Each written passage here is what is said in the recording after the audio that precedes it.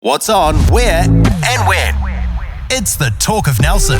NBS Talk Nelson. At NBS, we believe in banking for life. For over 160 years, we've been a trusted banking provider for generations of locals like you.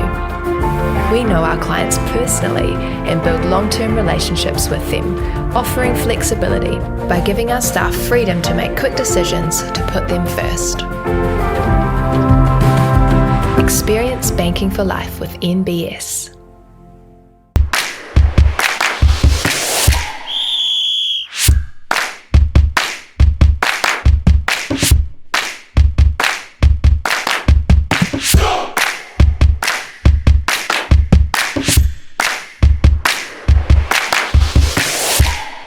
Welcome to the Bay's Joinery Football Focus, where we cover all things football in the top of the South. I'm Chris Butler, and welcome to my co-host, Ryan Skippy Stewart. G'day, Skippy. How are you, mate? G'day, Chris. Good to be here. I just noticed a bio. I looked up on a bio, and it wasn't Ryan Stewart. It was Ryan Skippy Stewart. Yeah. So you can't escape that. Yeah, someone changed it on Wikipedia. So I don't think it was me, but yeah. No, I've had it for a long time. So. Yeah. We'll have to dive into that one day if you're allowed to tell us. Yeah. And our very special guest is Mark Sheehan. Welcome, Mark. G'day, Chris. How are you? Great to see you, mate. And just a shout out to Mark because he's come on board as our senior football update sponsor for Sheehan Financial. So really appreciate that, mate. Thanks very much for doing that. Before we go any further, can you tell us a little bit about Sheehan Financial and what you guys are offering for those that want a decent financial future, you could say? Yeah, sure. Well, look, it's not just me now. Obviously, we've got Claire Corby-Smith, who plays for Tahuna, women's side as well. We're licensed financial advisors, and we do KiwiSaver, life and health insurance, investment advice. And, we're delighted to sponsor your show, Chris. Awesome. Well, great to have you on board. Oh, no worries. And I was just going to say, one of the parts of the sponsorship is if someone comes on board as a new client, insurance client, we'll make a small donation to a club of their choice. Oh, how's that? Brilliant. There you go. Starting with Skippy. Yeah, signed up last week, so got in there early. Now, also a big shout out to our new venue sponsor, which is the Turf Hotel in Stoke. Stan, it's great to have you on board with football, and you support a lot of sporting clubs around the region, but you're a great supporter of Nelson Suburbs. Yeah, absolutely love supporting all the local teams, and Suburbs are a great team to support. If you're a soccer fan, there's lots of TV screens here to watch live, so plenty of screens around the venue. Lots of screens. We show all the sports we possibly can, as well as having live music and great food and drinks available too. Okay, so you got the bar meals available, but also if you want a restaurant meal. Yeah, the Batch restaurant next door. We've got some amazing stuff in there, and one of my favourites is the beef Wellingtons as an entree. You know, absolute new take on sausage roll. Oh, fantastic! Well, we can vouch for the food's absolutely fantastic here, and Chris. And great to have you on board as our new venue sponsor. So, thanks very much. Thank you. Now, do you want to stay or do you want to go and do some stuff? I'll go do. He's got work. He's got some work to do. Thank you, Stan. Right, thanks. Yeah, mate. Now, the other thing we've got to announce is we must give a shout out to our new Football Focus naming rights sponsor, Bay's Joinery, George Molnar and the team. And we all know George very well, ex-president of SC Nelson, but also a pretty good player in his day. I've heard. Unfortunately, I didn't get to see him in his heyday, but Biggsy tells me great things about him. So, yeah, good football person in the region, and, great to have him on board. Absolutely. So you would have played against him or with him? I played George a bit older than me, believe it or not. I played one season or a season and a half at Locomotive. So yes, I think he was probably wasn't quite in his prime, but you could see still good touch, still good, still good vision on the field. And if he passed it, he would have been great. Yeah. Well, we'll have to get him. Yep. Actually, maybe we need to get them both to discuss that. But we'll have to get Georgia on the show to talk about not only the great stuff that Bays Joinery do, but also footballing. Just a bit about Bays. They design, manufacture, and install custom-made kitchens, bathrooms, bespoke furniture, timber windows, doors and staircases, wardrobes, storage solutions. They also manufacture to architects' plans or custom design solutions for commercial projects. They work with a fantastic range of product suppliers, including the Laminex range. So fantastic to have George and the team on board. Also, yes, brand new venue with the Turf Hotel. And as we talked about, plenty of big screens, options for food, and also they've got accommodation here. So if you're visiting to watch a few games, Turf Hotel is the place to stay. All right. Now, before we get on with what's happening in the local region, tell us a little bit about your background in playing, Mark. Great first podcast day and straight into what everyone's come to hear, my playing days. But well, look, I started playing. I'm from West Auckland, so I played schoolboys, Kelston boys. Were a pretty strong side back in those days. That was the mid-90s, and the best Danny Hay was one of the players on our side, so we're pretty strong. And then coming out of school, played most of my senior football, Northern Premier, teams like Glenavon, initially Waitakere.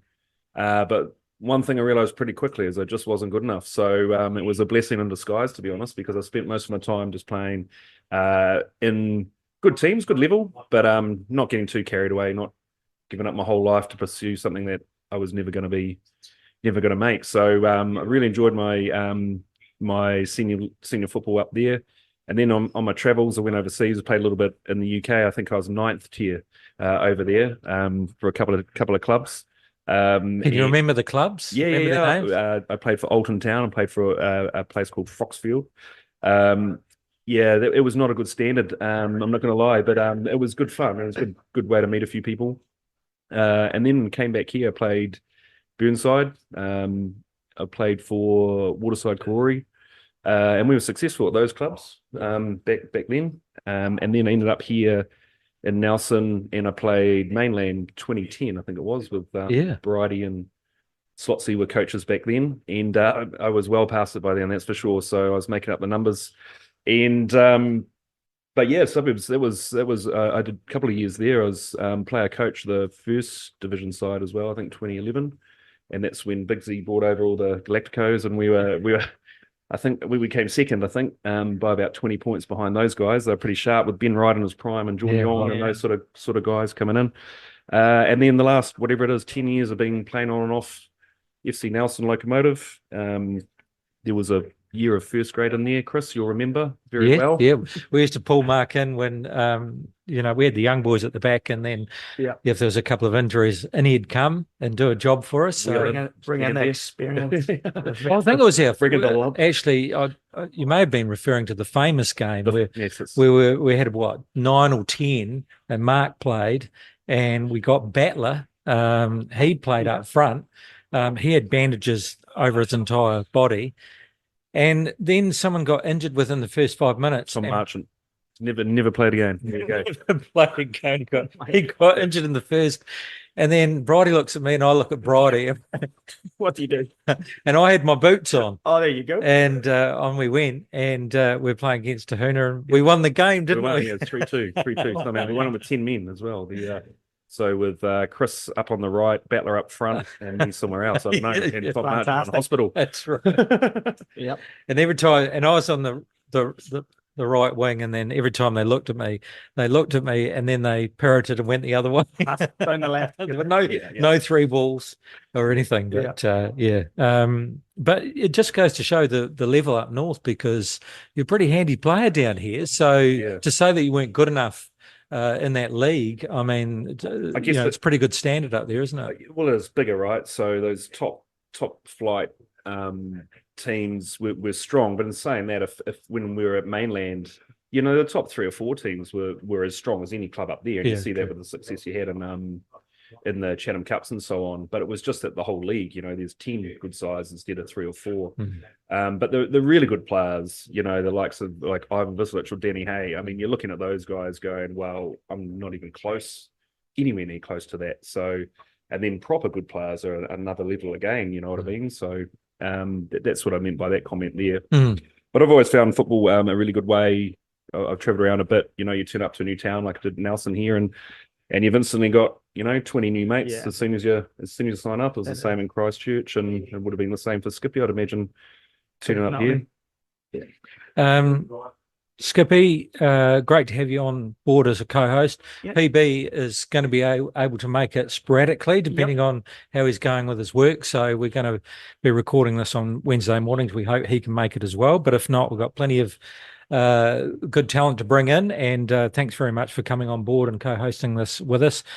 Before we go any further, what are your plans for the year? I mean, apart from running a club, but again, last year was a busy year. Especially for myself with the club, but also with the Samoa stuff as well, and fitting a family holiday back to the UK and catching up with my family. So hopefully, I don't mind it when I'm busy, but hopefully 2024 can be a little bit easier. So coaching Southern again? Yes, so boys have been in since the 16th of January, so we've had quite a long pre-season, and I can see now the boys are just ready to go. We start on Friday, so again, we'll give our best shot and do what we can. Again, our resources are limited compared to some of the teams in our league, but we've got to do what we can do and use the players that we have in the region, and we've brought in one or two to help that. But now we're looking forward to getting started. And obviously still heavily involved in running the club, but what about coaching at that higher level? So you coach Samoa, is that on the cards again? I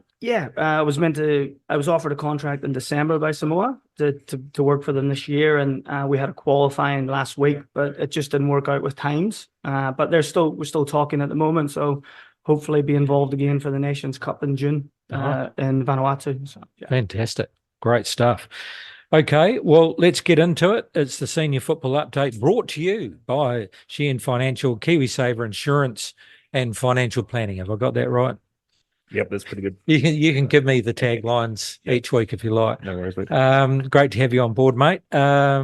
Okay, so Nelson Pine Senior Women's Premiership, and that starts on 13th of April. And it doesn't look as though there's any new teams in there. Hothouse Creative Richmond Foxes, Mapua Cougars, Nelson Suburbs FC Swans, Golden Bay Shield Maidens, FC Nelson Wahine, Sprig and Fern Tahuna Breakers, and Motueka AFC Angels. So that was the table from last year with Richmond Foxes taking it out. So what are your thoughts on that?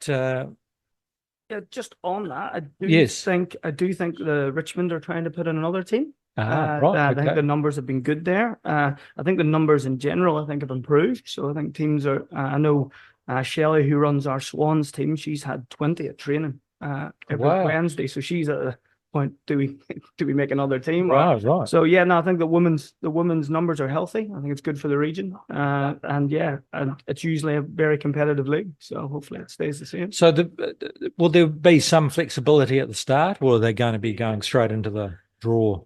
I think going to meetings, I think what they're going to do is do one whole round. Right. See how everyone sort of looks, and then speak to the clubs, and then do we do a split after that? I think that's the plan. I think that's a good plan. So we'll to be have. hoping to get either Stewie or Val and to have a bit of a chat about the season. You're going to be coaching junior football again this year, is that right, Mark? With you? Oh, that's right. No. I was saying to these guys a bit earlier. I never thought I'd be a coach, that's for sure. But usual story, you say I don't mind helping out from time to time. Next thing you know, you're coaching a team. It's the way it goes in football. And I would say I've never enjoyed anything as much in football as coaching sort of 9 and 10-year-old fellas running around listening to you, and you sort of realise you know something, or a little bit more than a 9-year-old anyway. So that was positive. Yeah. Nice. And junior stocks looking good from all reports. Yeah, speaking to TJ and speaking to the other clubs, Richmond have got Cherie helping this year in the junior space. She's awesome. So she's been running the fantails for the girls for Nelson Based Football and done a great job there. So it seems to be everyone's pushing in the right direction, which is good. Good stuff. Looking at Nelson Pine Men's Premiership Division 1, also starts on the 13th of April. We have Sheehan Financial FC Nelson. Oh, sorry, that was last year's sponsor. I think that sponsorship deal came to an end, is why we've ended up here. Right, so I don't want phone calls from Phil, but this is based on 2023. I'm going to get an invoice. So FC Nelson, Rangers are in there. Nelson Suburbs Reserves, they'll be back, presumably. Is that right, Skippy? Yep. Garden Motel Motueka, Fresh Choice Richmond, although that could change because that was last year's sponsor.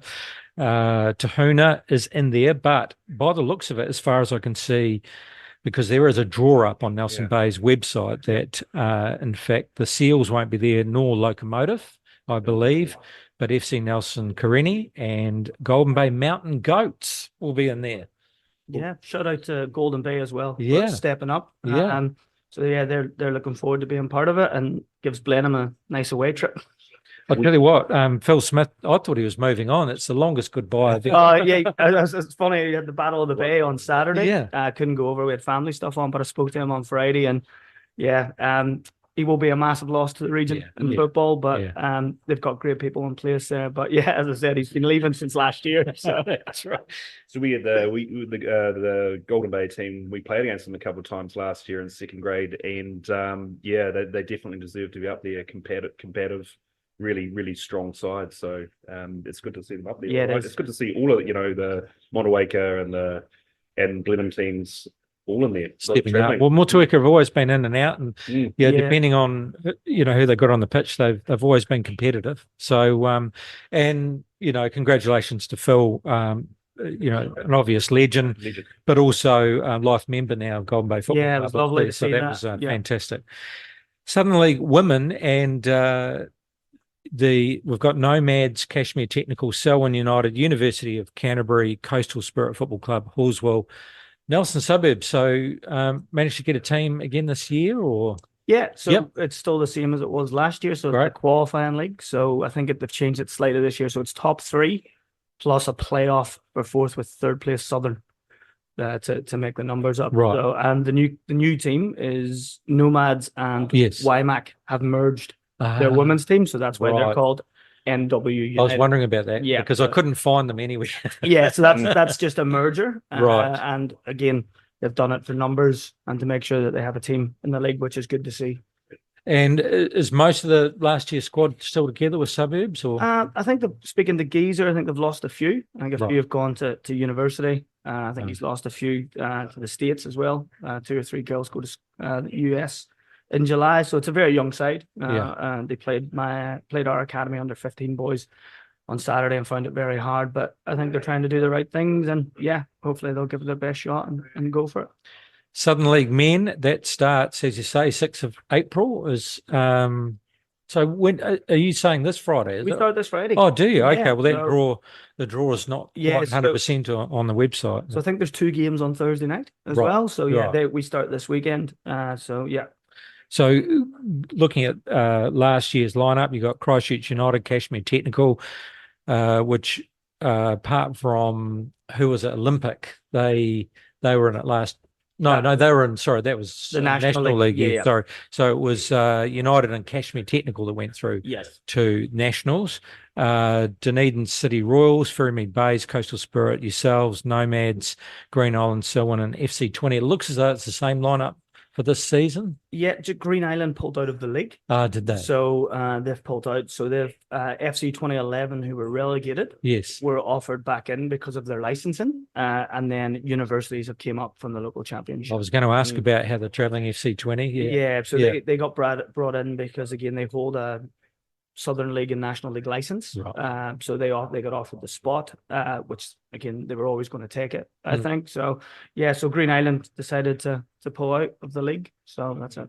Shame, because they were quite strong, weren't they? They were quite a good side. Yeah, I think it was, again, sort of a bit like ourselves, the region of Dunedin. I think it's a big battle for players. And I think they've just, I know a lot of the Green Island lads are now at the Royals. So we'll see how they go. But it's a shame because it's a good club, Green Island. Expectations for this year, it was sort of mid-table-ish last year, and I think some of the comments were that maybe defensively sometimes slipped through.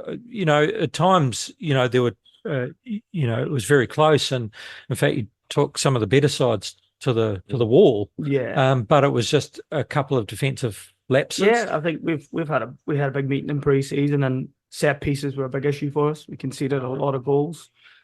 Nick Van Hattens came in as goalkeeper this year because Corey's done his ACL. and Nick gives us a bit of a presence. And the games we played in Christchurch is a bit more. He's a bigger frame and he's a bit more commanding. So again, hopefully that can help. But we know that's something we have to improve.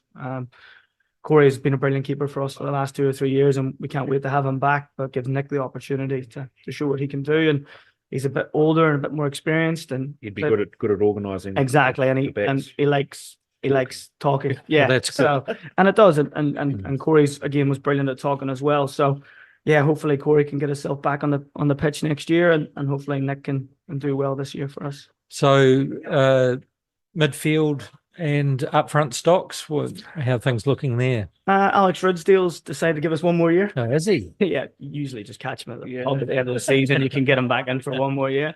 Shout out to all the older boys and their wives who have children, and they let the boys give up a couple of nights a week and go away on the Saturday, and we thank them for that, because we know that families are hard, and we understand that they're needed at home a lot as well. But so thanks to them for allowing them to play. But we've brought in Trayvon Myers, an American lad that played for Green Island last year, scored 12 goals for them. So we brought him in. Dante Mariner, who played for me in Samoa.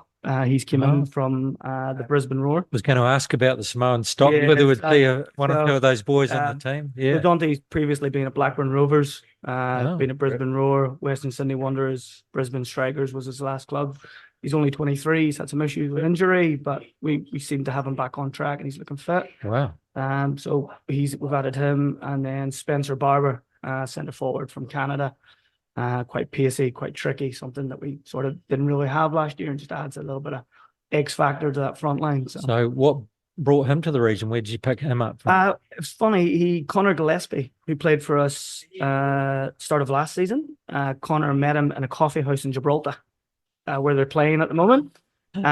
Sort of asked about New Zealand, and Connor said good things, and then Spencer got in contact, and he's here now, that's it. Coaching in the academy, working for Nelmac, I think, on the bins at the moment. So he's settled in the Kiwi life. That's how the rugby boys used to do it for fitness. They get on the garbage bins, so he's run along beside the truck, and then it's good training there. Yeah, so he's loving it, and then try it, Mark. And we've brought in some young lads that have came up from the academy space. They were training with the first team at the moment and doing really, really well. So you're really strong. Your academy last year, we played against them as well. Really strong players. It was the funniest game of football I've ever coached. Oh, that's right. Mark got inside the 16-year-old's head, and he had him. Mark had him on toast. He was quicker than Mark, but Mark had him in his pocket because he just got at him the whole game. Straight away. He was gone. Young fella. I'm not going to be able to beat him for pace, but I can get to his head. And the young lad came off at halftime. He goes, "That guy's just on me, Skip. He's just on." But it was good. He learned from it, which was good. But our boys have stepped up, and that was the reason we put them in that league last year, in the men's league at 16. Is they need to be able to deal with it. Sometimes it's not how good you are, but it's the mental side of it as well. And we had a really good game. I think I finished 3-3. Yeah, it was 3-3. You should have won about 8-0, but a good game. Really quality. Really impressive. So it's good to have them. And I'm thinking the whole region. I look at FC Nelson's under 17s and the boys training with Brady at the moment. It's really, really good to see. I know Richmond have always been quite young as well, so it's good to have those numbers in the region. It's really strong. Yeah. Good. Okay, we look forward to it. So, time of the game. We are 2:00 Good Friday away to FC 2011. On Good Friday. Yeah, so we're going to stream the game. So it'll be on. We'll put the link on Facebook. So that be on the Nelson Suburbs Facebook. So we'll send the link. Yeah. Oh, nice. Yeah, the boys aren't too impressed. We've got a game on Good Friday. No, it didn't go down well. But it used to be you used to play on the Friday, and then they made you play the Monday as well. Play one game. So I said to the boys, you look at it positive. Play Friday, and then you got the whole weekend. The pubs are shut on Friday anyway, so exactly. But probably a good thing. Okay, overseas news, and there's been a few international friendlies, haven't there? And I watched a couple of highlights, but one being England going down to Brazil 1-0, and it was only towards the end of the game.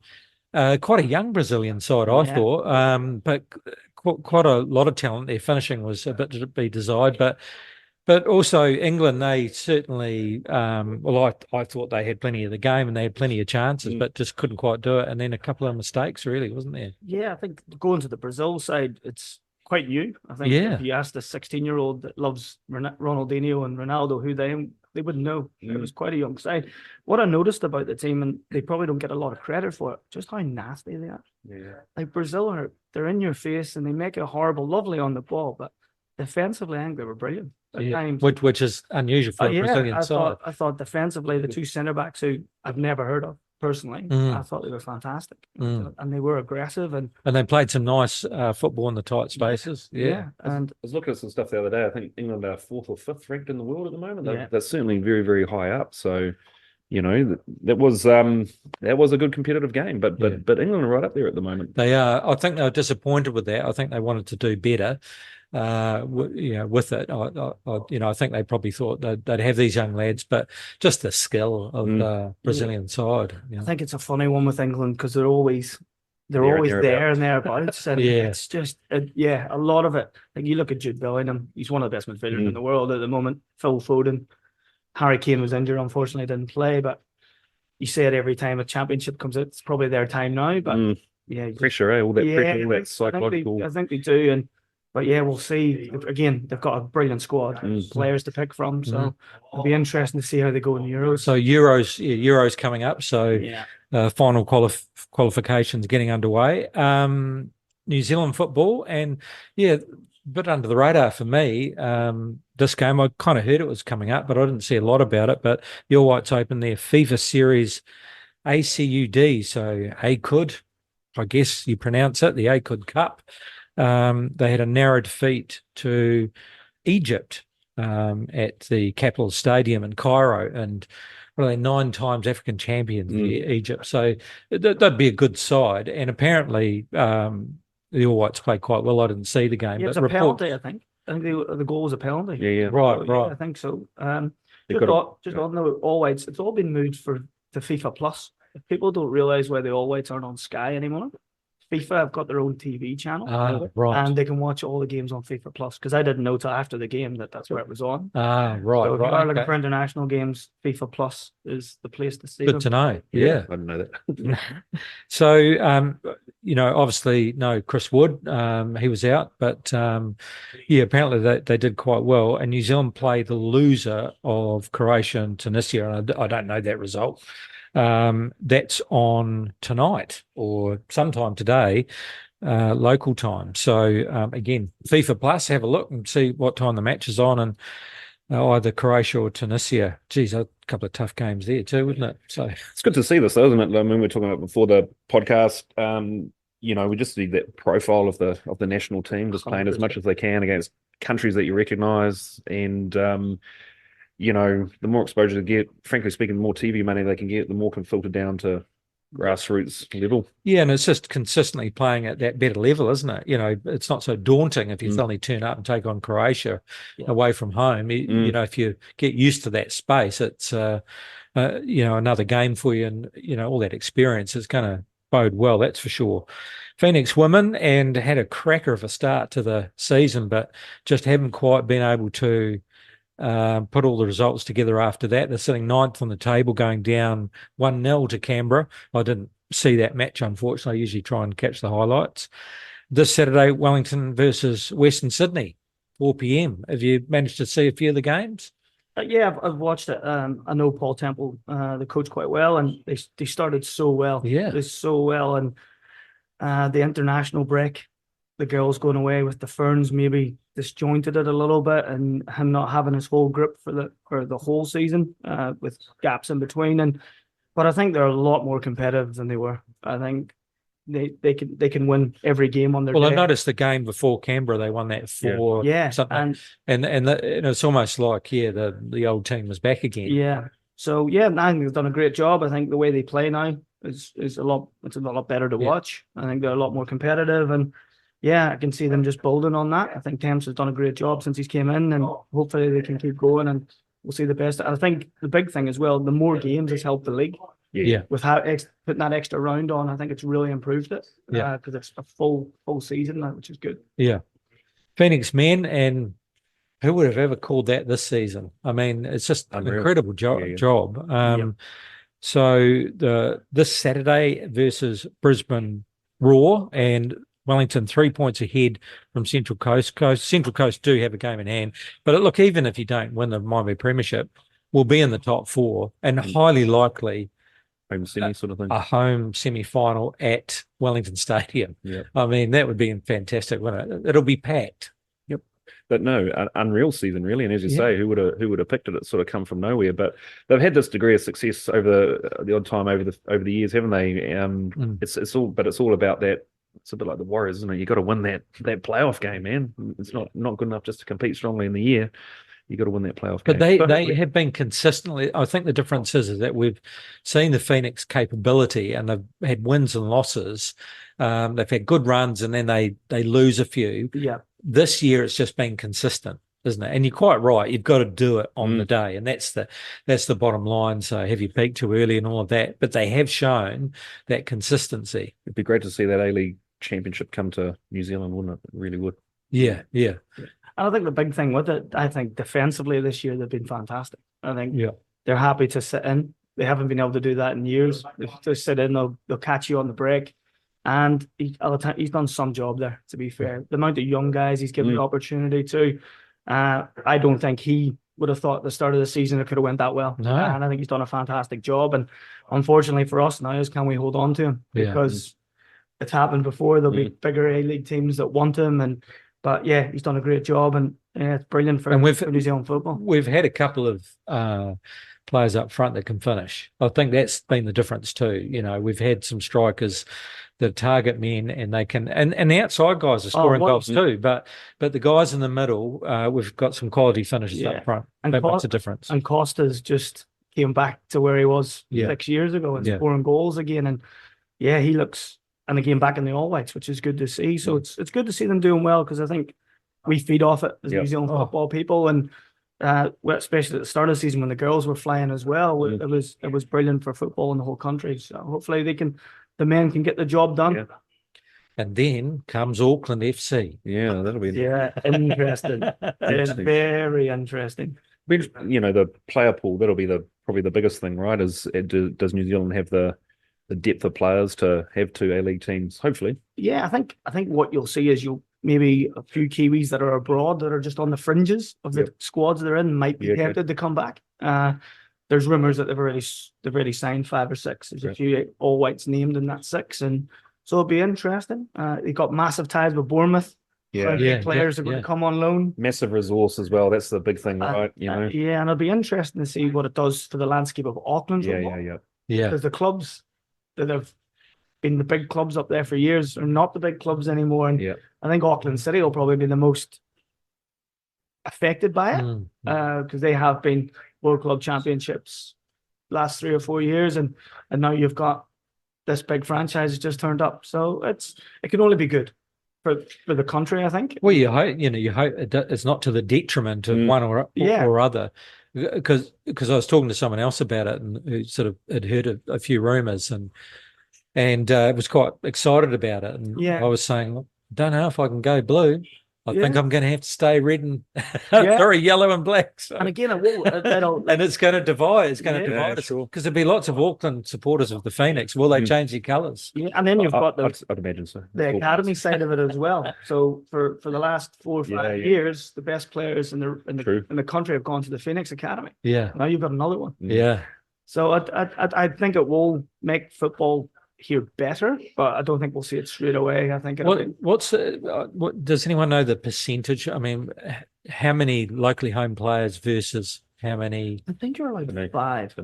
5 and overseas players. In the A-League, you're allowed 5, but I always get confused with the New Zealand players counting as foreigners and Aussies. It's passport and it used to be 5 in National League. You're allowed 5 from out of town. Yeah, because you've got the new A-League Championship starting as well from next year, I think, where the Division 2, it's called, or whatever, where they can go up and down, I think. Jeez, is that right? I think it starts next year. I'm not 100% sure, but that's...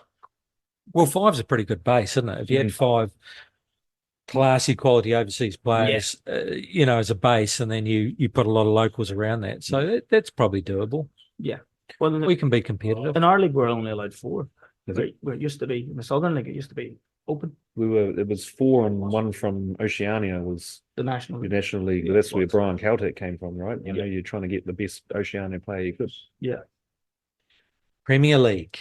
here we go. This week's lineup: Newcastle versus West Ham, Chelsea versus Burnley, Sheffield United versus Fulham, Nottingham Forest versus Crystal Palace, Bournemouth versus Everton, Tottenham and Luton, Aston Villa and Wolves, Brentford and Man U.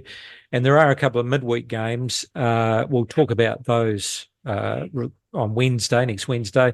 But on Monday, we've got Liverpool and Brighton, Man City and Arsenal. So what do we think the game of the round, Man City and Arsenal? Has to be, doesn't it? Be. Easy win for Brentford and tough game for So who do you follow? Liverpool. Yeah, Liverpool you're a fan. Liverpool fan. Same. You're both Liverpool. We sort of talk about when you grew up in the 80s in New Zealand when you had 2 television channels, right? And Liverpool had their main success through the 80s. Yes. So you're watching, Sunday highlights and it was Liverpool. You get up in the middle of the night to watch FA Cup, it's Liverpool. So if you're my age, you support Liverpool, basically. Yeah, that's right.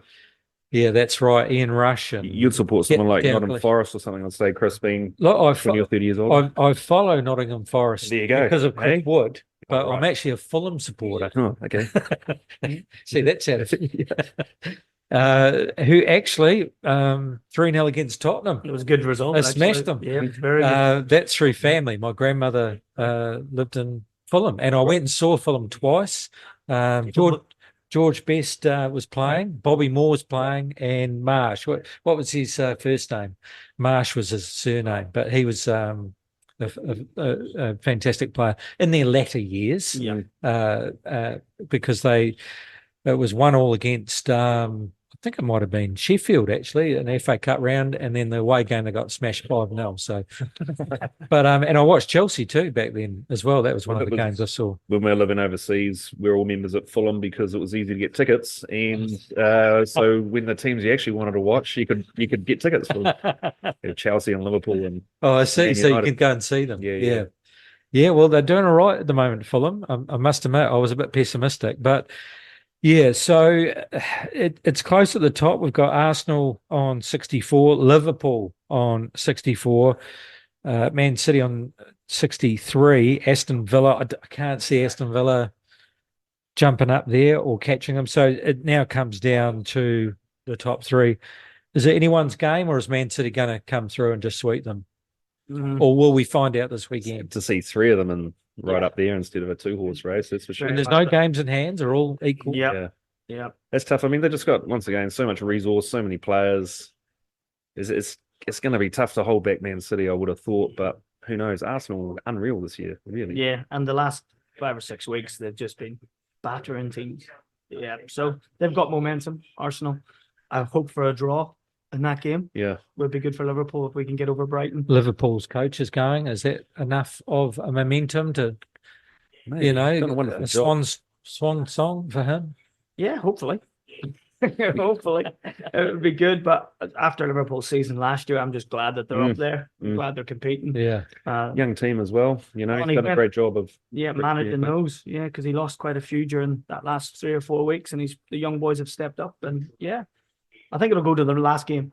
I really do. I think it'll be one of those we'll be watching. And we'll have the laptop out. Helicopter in the air. Yeah, with the cup, right? I think it will be. I'm going to come. And conversely, at the other end, if clubs don't keep losing points, like Nottingham Forest, poor old Luton going to be doing it tough. So that's going to be interesting, that end as well. Great to see Chris Wood get his 150th goal. It was. Yeah, awesome. He's hung in there, isn't he? Yeah. And he's to be 33 or 4 now. And he's still doing it. He just positions himself and he's got some fantastic finishing skills. So I think the new coach there has done him wonders. Yes. When the new coach came in, the Portuguese guy came in. Yeah. I think he sort of got his old form back, and you can see he's doing well. Very well. All right. Well, we'll wait with bated breath and see how we go. That's it for our first podcast for 2024. And thanks, Mark. Thanks very much for coming in. It's did a good job of pretending to know something about football today. He does know about that. Of course he does. And he can play too. He just doesn't. He tones it down until you get on the pitch, and then he's in your ear, you're not going to get this, son. But anyway, so thanks for coming on board as a sponsor, mate. Really appreciate it. And good on you. Don't forget, Kiwi Saver and Financial Planning, Mark's your man and the team there, top end of Trafalgar Street. And again, thank you very much, Skippy, for No worries jumping at all, on board with us. Pleasure to be here. It's great to be here. Thanks to our venue sponsor, the Turf Hotel, and also, of course, Bay's Joinery and the team for coming on board, and MBS, who have come on board as a major sponsor for Talk Nelson. So it's going to be now MBS Talk Nelson, and again, fantastic supporters of community sport and lots of sponsorship around the region with all sorts of different groups. So we're going to get hopefully Nick Foster on the show at some point to talk us about that work. But great supporters of football, and appreciate them coming on as sponsors for Talk Nelson. That's it, and we'll see you again next week on the Bay's Joinery Football Focus. Well done, Chris.